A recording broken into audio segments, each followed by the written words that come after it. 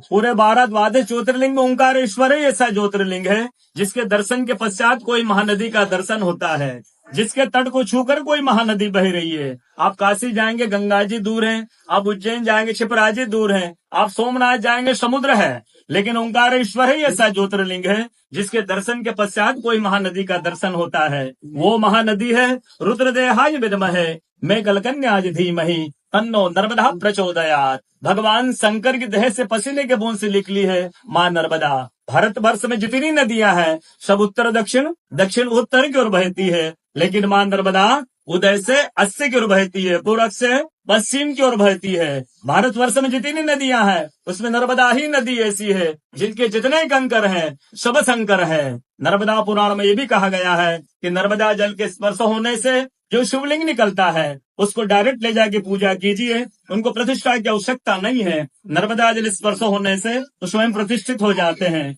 अयोध्या में राम लला जी की जब स्थापना की गई थी तो नर्मदा का 2.5 फीट का नर्मदा का शिवलिंग राम जी के साथ अयोध्या में स्थापित किया गया था। और कहा गया है कि रेवा तटे तपम कुर्यात् मोक्षदायिनी गंगा। कलयुग में आपको तप करना है, नर्मदा किनारे जाइए, और मोक्ष करना है तो गंगा किनारे जाइए। रेवा तटे तपम कुर्यात् मोक्षदायिनी गंगा।